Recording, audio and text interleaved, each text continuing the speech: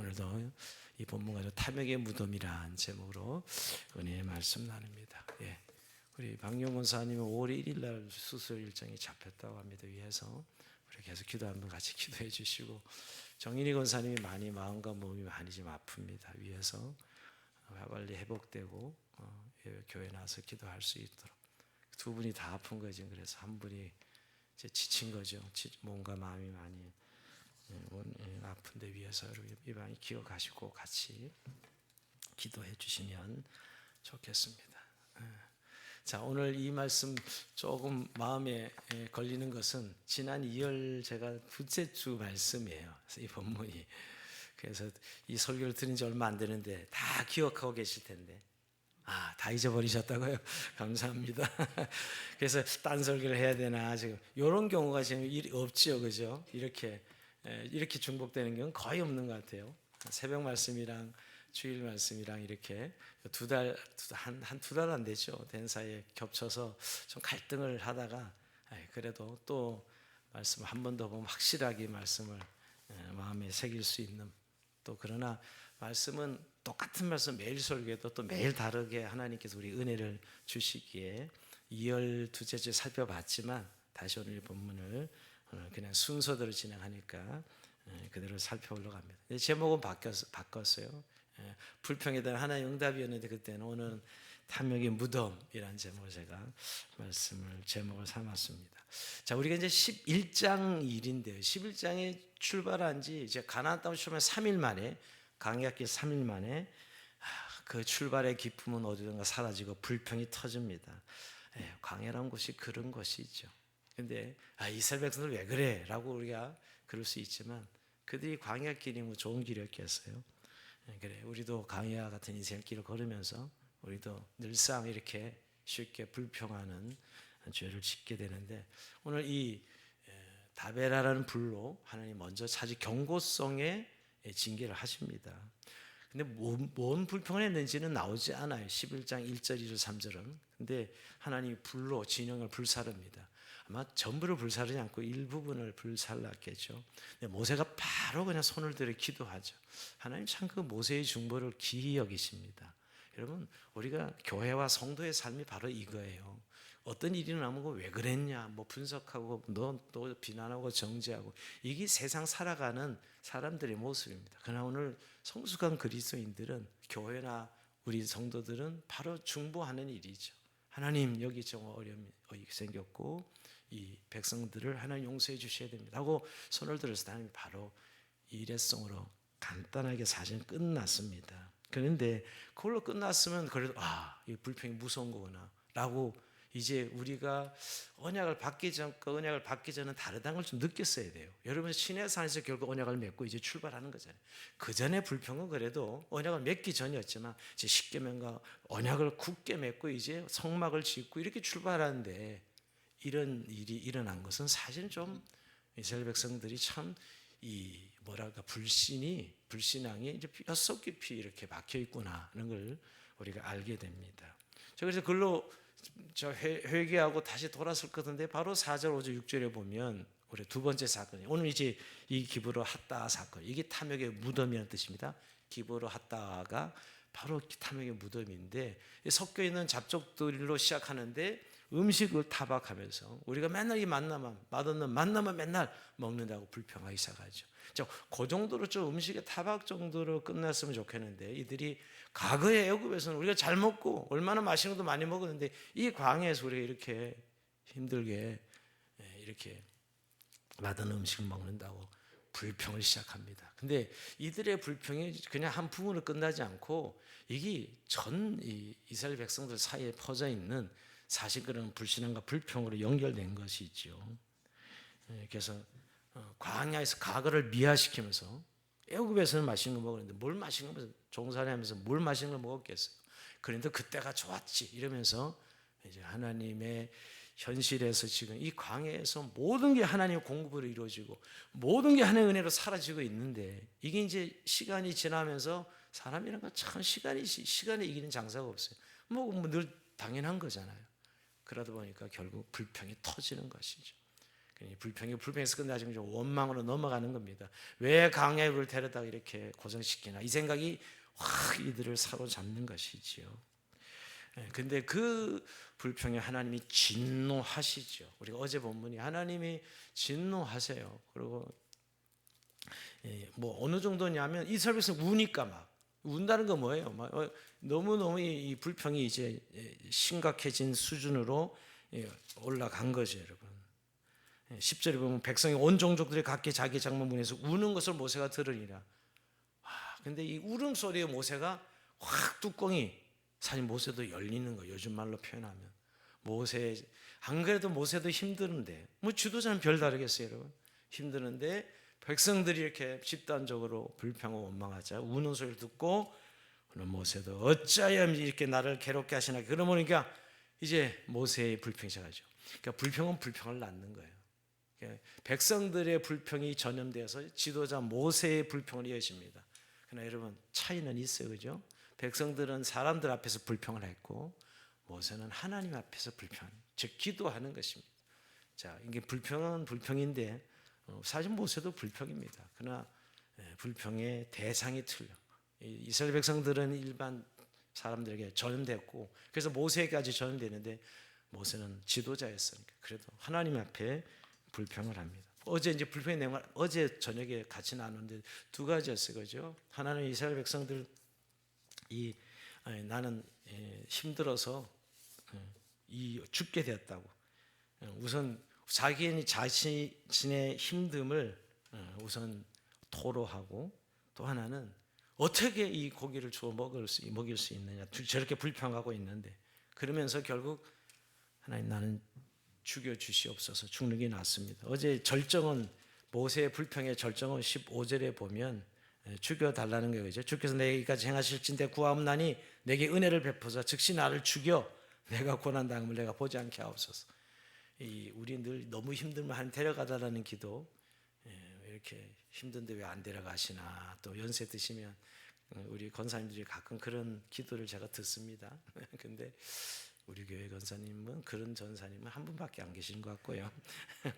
근데 왜 안 데려가시나 맨날 나한테 항의를 하시는데 그런데 참 난감합니다. 하나님이 뭐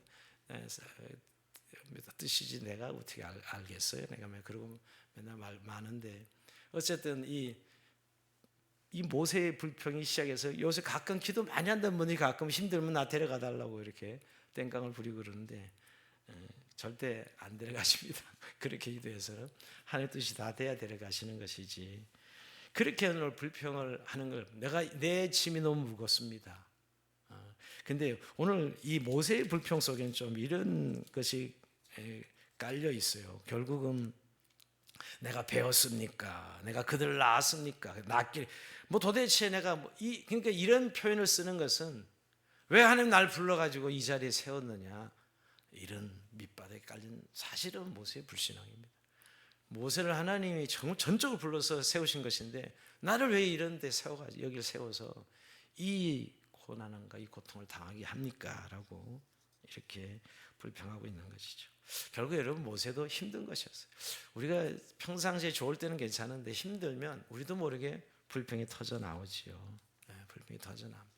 그래서 하나님 이 모세의 불평에 대해서 결국 두 가지 응답하는. 첫 번째는 이제 70인 장로를 내가 그럼 세워주겠다. 너 그렇게 힘들어?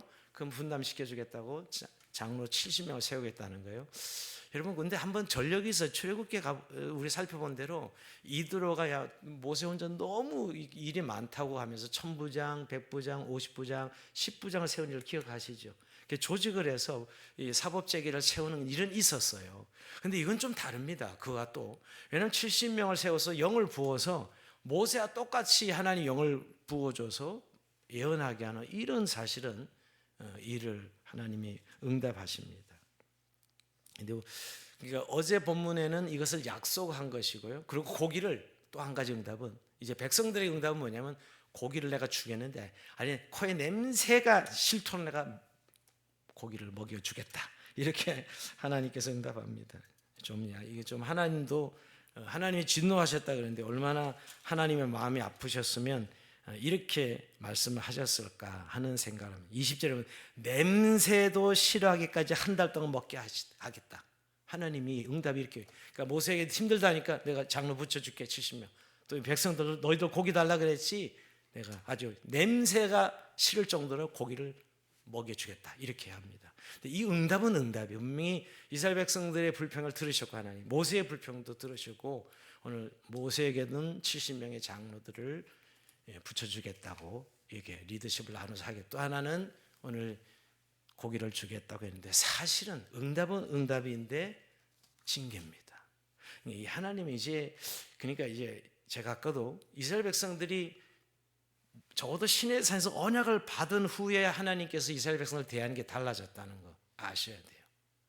그들이 그 시내산 도착할 때도 불평 꽤 여러 번 있었어요, 그죠? 물 없어서 난리 폈을 때 그리고 원망하고 그래서 그냥 물 주시고 또 배고프될 때 만나 매출하게 주시고 이럴 때는 사실은 막 이들도 그때도 원망 불면 똑같았는데 그땐 징계는 없었어요.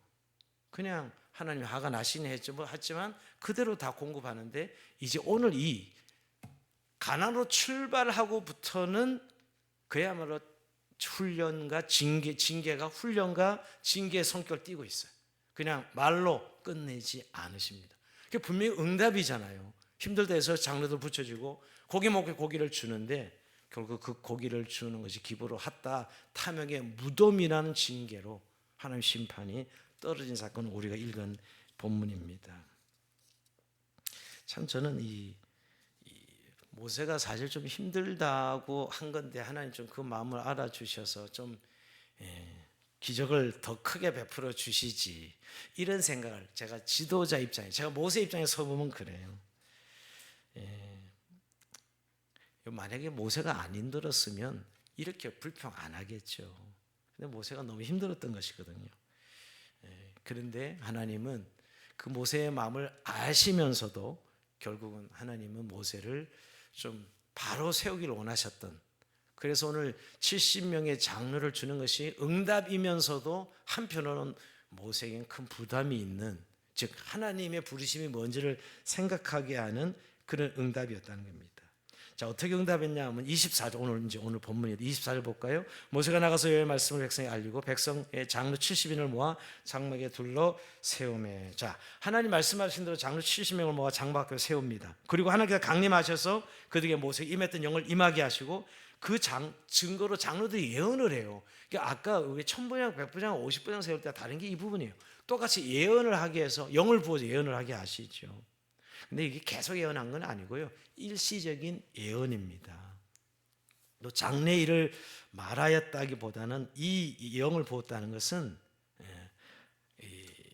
하나님이 전적으로 통찰에 들어가는 그런 영을 부으셨다 이렇게 해석할 수 있습니다. 그래서 분명한 것은 그때로부터 이들이 모세를 도와서 짐을 나눠서 지도력을 발휘하게 합니다. 그러니까 하나님 어떻게 보면 이 어려운 문제를 모세의 이야기를 듣고 해결해 주시는 것은 분명하지만 과연 모세에게 이게 좋은 일이었을까? 물론 우리가 이 짐은 나눠서 지고 서로 지체들이 연합하여 오늘날로 우리가 교회를 생각하면 그런 리더십을 가지는 게 맞습니다. 그러나 저도 오늘 이 구약적 의미로 본다면 이 당시는 지금 모세가 이 리더십을 가진 것은 하나님의 전적인 지시 아래 모세는 중보자적 위치에 있는 것이에요. 사실은 이 구약시대 이 광야에서 이스라엘 백성들의 모습은, 그런데 모세 똑같은 사람을 70명을 세웠다? 이건 사실은 모세 개인에게 리더십에 굉장히 위협을 느낄 수 있는 그런 부분입니다. 모세와 아론, 정치적인 지도는 모세, 종교적인 아론 이렇게 세워서 하나님이 직접 통치하는 광야 교회였거든요. 근데 이게 이제 70명이 늘어서 여러분 만약에 조금이라도 다르면 이거는 엄청난 어려움을, 물론 긍정적으로 생각하면 짐을 나누는 것이지만 반대로 리더십 측면에서는 어려움을 느낄 수가 있었던 것이에요. 저는 뭘 보면 아냐면 이 엘닷과 메다 사건입니다. 자, 27절 이렇게 이제 리더십을 나눠서 응답해 주셨는데 27절 봅니다. 한 손이 달려와서 모세에게 전하 이르되 엘닷과 메닷이 진중에서 예언하나이다. 이 엘닷과 메닷이 70인 장로 중에 들어갔는지 안 들어갔는지 몰라요, 사실은. 그냥 진중에 있었다 그러니까 안 나온 거 봐서는 70명의 장로 중에 안 들어간 것 같아요. 학자들은 그렇게 봅니다. 그러니까 근데 갑자기 영이 임한 거예요. 임해서 똑같이 70의 장로들처럼 예언을 하니까 이제 알린 것이요. 저쪽 예언을 영을 받아서 예언을 합니다. 이러니까 달려와서 보고를 했습니다. 그 말을 들은 여호수아는 어떻게 대답하죠? 여호수아의 반응 뭡니까? 여호수아 2인자였잖아요. 자, 28절 봅니다. 택한 자 중 한 사람은 곧 모세를 섬기는 눈의 아들 여호수아가 말이 이르되 내 주 모세여 그들에게 말이 있어서 그들 예언 못하게 하세요. 그건 잘못된 겁니다. 끊어야 됩니다. 내쳐야 됩니다. 이런 거죠. 말리소 이렇게 이야기합니다. 왜 그랬을까요, 여러분? 제가 2인자인데 지금 모세의 리더십과 같은 느낌의 예언을 하고 있으니 이건 좀 위기감으로 느낀 거예요. 저도 여호수아 2인자로서 봐서는 하면 안 될 것 같아요. 하나님이 뜻 가운데 사시는 지도력을 나누어 힘들다 해서 분담해 준 거긴 하지만 오늘 이런 일이 발생하고 있는 것이죠. 근데 여러분 여기 대해서 눈의 아들 여호수아가 이렇게 말리는데도 불구하고 참 모세는 하나님의 사람이에요. 하나님이 응답한 그 뜻대로 받아들입니다. 29절 봅니다. 모세가 그에게 이르되 네가 나를 두고 시기하느냐 여호와께서 그의 영을 그의 모든 백성에 주어사 다 선지자가 되게 하시기를 원하노라. 역시 모세는 온유한 사람입니다. 하나님이 하신 일을 그대로 인정하고 받아들여. 여러분이 이런 상황이 이러면 어떻겠어요? 2인자가 딱 이렇게 막을 때 맞아 너 참 잘했다. 내 리더십을 보호하고 딱 해줄 줄 아는 그런 참모구나 이렇게 생각했겠어요? 아니면 오늘 다른 모든 사람에게도 다 이런 하나님의 리더십을 제공하니까 그걸 인정하셔서 그렇게 여러분이 조언했겠습니까? 오늘 여호수아는 마땅히 자기의 리더 모세를 볼 때 그들이 예언하면 안 됩니다 했던 거예요. 그런데 오늘 모세는 하나님이 내 불평을 들으시고 그렇게 일하신 것에 대해서 아멘으로 받아들이고 있는 거죠. 여러분 이게 참 중요해요. 우리 그리스도인들은 내가 안 맞고 내 감정에 맞고 안 맞고 하나님이 가인 이 일을 어떻게 보고 어떻게 진행하시냐를 먼저 생각하는 것이 그리스도인들이에요. 요즘 다 어려움 저는 이 어려운 것 같아요. 자기 관점에 자기 생각에서 다 생기는 분란과 다툼과 싸움입니다. 그게 세상적으로는 공적인 어떤 관점에서 이해되어지면 그게 연합할 수 있는 거거든요. 오늘 정말 하나님의 뜻대로 자기가 보기엔 내가 리더인데 내 말도 해, 내 뜻대로 해 라고 할 수 있죠 어떻게 보면. 그러나 모세는 그렇게 하지 않았다는 거예요. 즉 그 리더십에 대해서 시기와 질투의 반응을 하지 않았다는 것이죠. 여러분 오늘 우리의 삶에 인간 사이의 문제가 대부분 시기와 질투, 비교의 문제입니다. 네가 너보다 내가 낫고 다 이 싸움입니다. 어떤 공동체도 말이에요. 여기서 너무 많은 에너지를 소진하고요. 교회도 이 예외는 아닙니다. 모이면 다 네가 나보다 낫고 나보다 네가 낫고 결국 이 자존심 싸움 하게 되는 것이죠. 오늘 모세는 주의 뜻이 이루어지고 모세도 이게 좋았겠어요? 여호수아가 그렇게 말한 거면 절대 모세 개인에게도 좋았던 건 아닐 거예요. 물론 자신이 이렇게 불평한 것 때문에 하나님이 그렇게 응답은 하셨지만 그는 결국 하나님 뜻대로 받아들이는 그런 성숙한 자세였다는 것이죠. 근데 여러분 이 사건은 좀 의미가 있어요. 여러분 구약에 성령이 내리시는 사건이에요. 여러분 성령은 언제 내리죠? 신약에 예수님 십자가에 죽으시고 부활한 다음에 승천하시고 오순절날에 성령이 임함으로 예수님의 구속사역을 성취하고 완성되는 의미로 성령이 임합니다. 근데 이미 구약에 이렇게 율법 시대에 하나님의 영이 내리시는 것을 예표적으로 보여주고 있어요. 그것도 한두 사람이 아니라 70명이나 되는 사람들에게 일시적으로 하나님의 영이 부어지는 이런 장면이 구약이에요. 그래서 구약이 오순절이다 이렇게 이야기하는 사람도 있어요. 그런 의미에서 오늘 하나님의 영으로 이스라엘 백성들의 이 지금 모세가 힘들다는 그런 그 하나님의 강구에 하나님께서 70명의 리더십을 나눠서 해결해 주시는 장면을 보게 됩니다. 자, 그러면서 우리가 불평의 측면에서 보면 모세에게 응답이 분명 하나님의 응답이었음에도 불구하고 모세에게는 경고의 의미가 분명히 있었다라는 것을 알 수가 있습니다. 자, 이제 오늘 본론은 제일 중요한 이 백성에 한 응답이죠. 내가 고기를 실증날 정도 한 달 동안 먹게 해주겠다. 21절, 22절 이렇게 말씀하고 있죠. 근데 그렇게 이야기했지만은 모세는 믿었어요, 안 믿었어요? 안 믿습니다. 그렇죠? 우리 어제 본문에 보면 모세 믿지도 않아요. 사실은 60만 명인데 보행자만 해도 어찌 그걸 다 먹일 수 있습니까? 그때 하나님께서 화가 나서 여호와 손이 짧으냐 이렇게 여호와 손이 짧으냐지. 하나님 손이 깁니다. 길어요. 여호와 손이 짧으냐 이렇게. 우리가 이 부분은 저는 우리가 생각해 보면 모세가 그렇게 말한 것은 우리는 다 이해돼요, 그죠? 우리도 그런 사람 중에 한 사람이니까. 좀 주신다는 건 이해가 되지만 60만 명이 보행자가 이 보행 60만 이걸 다 먹여? 얼마 많은 고기가 필요한데 계산이 딱 되는 거죠. 빌리처럼 200데나리온 벌써 먹이려면 이 정도 돈 듭니다. 우리는 그 계산부터 나오잖아요. 그게 익숙한 자들이라고요. 하나님의 전능성, 하나님의 공급에 대해서는 아주 우리 인색하고 무지하고요. 늘 우리는 우리 계산이 빨라. 그러니까 오늘 이렇게 모세가 하나님 앞에서 불신한가, 어떻게 보면 불신의 모습으로 어떻게 먹일 수 있습니까? 얘기하죠. 그래, 봐라 하고 이제 31절에 이제 바람이 여호와에서 나와 바다에서부터 메추라기를 몰아 진영곁 이쪽 저쪽 그 진영 사방으로 각기 하루길 되는 지면이고 두비게지 내리게 한지라. 한마디로 공수입니다. 공수는 에어메일이죠. 바람 불어서 이런 이 메추라기를 몰아오는데 각 지역에서 다 몰아오는 거죠. 이게 사실 이 하룻길 진영 사방으로 하룻길 되는 지면 위에 두 겹이 내렸다. 제가 지난번에 한 말씀 1억 마리 정도 됩니다. 1억 마리. 어마어마한 분량입니다. 여러분 200만 명이 물리들어 먹은 분량이니 어마어마한 거예요. 우리가 이 10호멜 이게 적게 모은 자가 10호멜인데 10호멜은 2200리터예요, 여러분.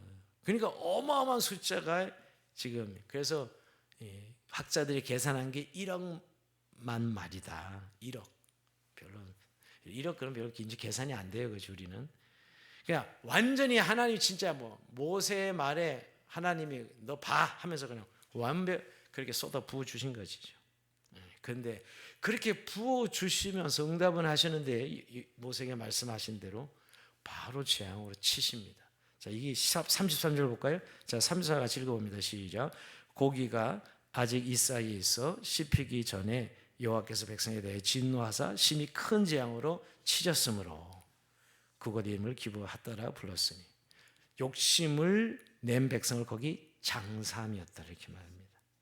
고기가 이 사이에 씹히기 전에 진노하셨어요. 근데 사실 얼마나 죽었는지는 나오지 않습니다. 그러나 적어도 성경은 이렇게 탐욕으로 불평한 백성들을 하나님 치신 것이죠. 다 그러지는 않았겠잖아요, 여러분. 탐욕으로. 그래서 오늘 탐욕의 무덤이라 이렇게.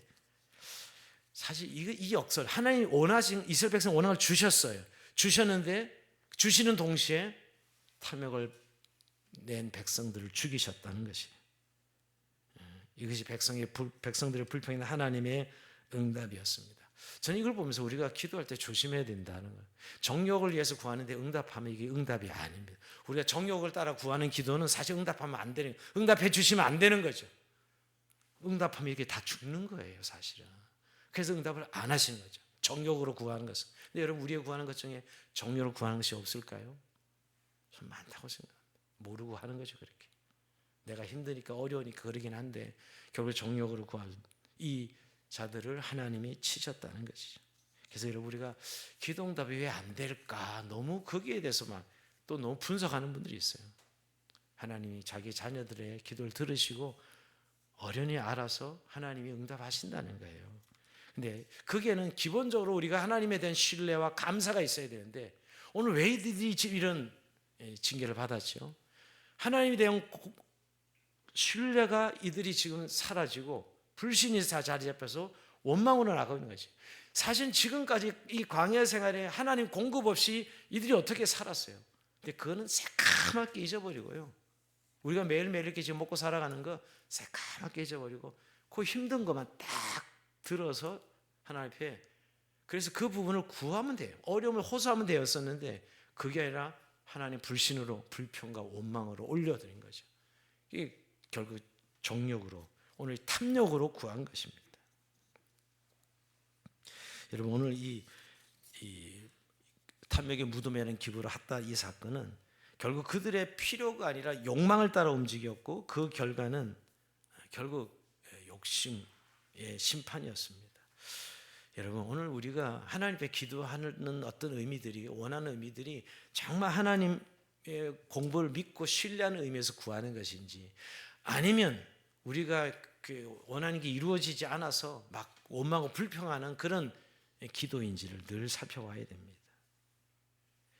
사실 이들의 그 불평의 근원 욕망이 탐심이었다고 성경은 말씀하고 있습니다. 즉 하나님의 공급을 이들은 사실은 멸시했다는 거예요. 왜 이런 징계가, 하나님 공급을 멸시한 것이죠. 오늘 결국 단지 저는 하나님이 이들이 고기를 탐했다는 이유로 진노하신 것이 아니라고 생각합니다.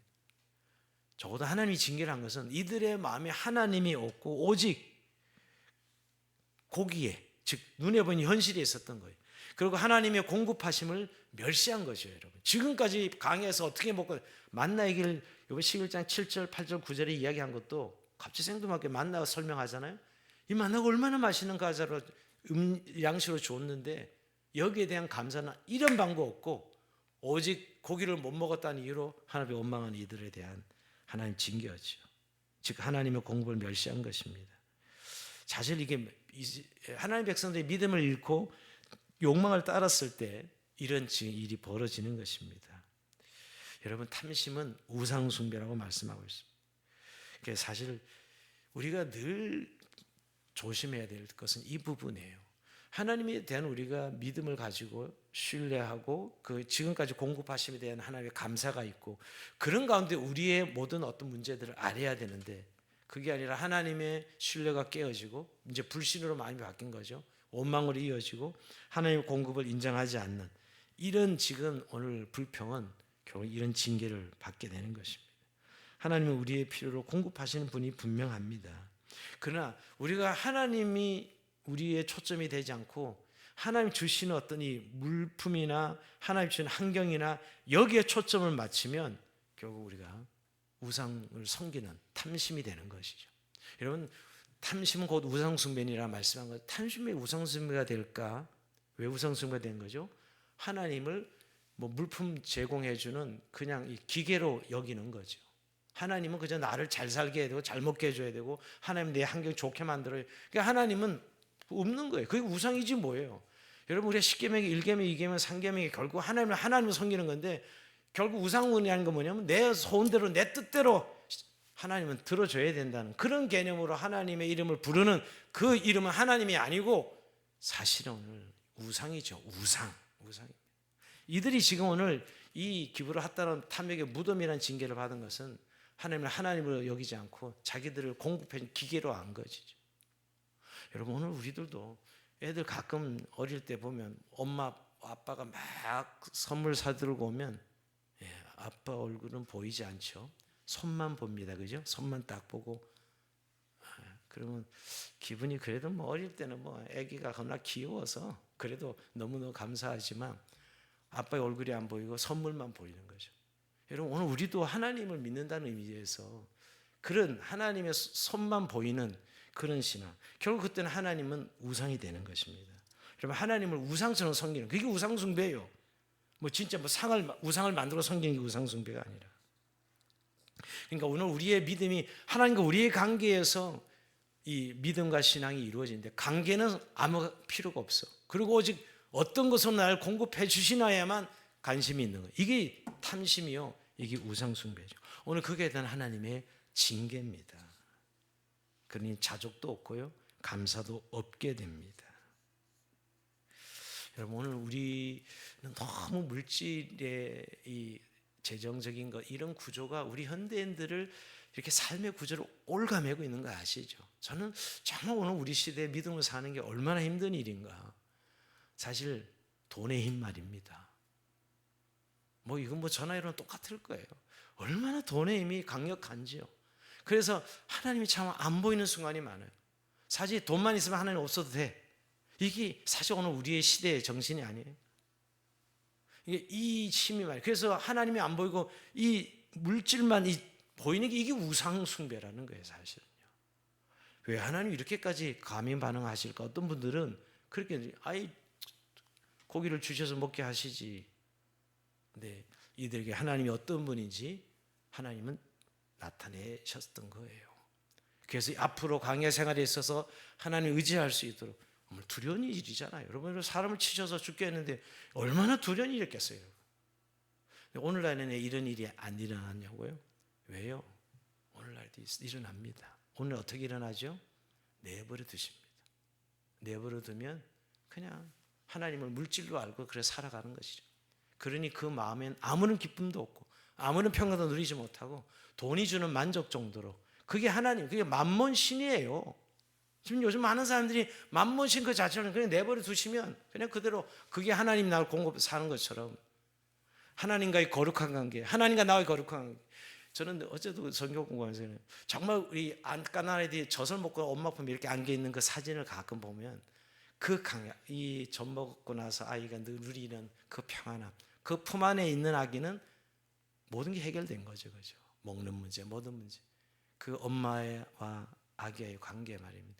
우리와 하나님 관계가 그런 관계거든요. 신뢰하고 의지하고 그 안에 평강을 누리고, 뭐 어련히 알아서 내 삶에 책임질 건데 뭐가 없고 계속 이런 염려 불안 때문에, 눈에 보이는 것 때문에 하나님이 아니야. 결국 공급하는 기계죠, 여러분.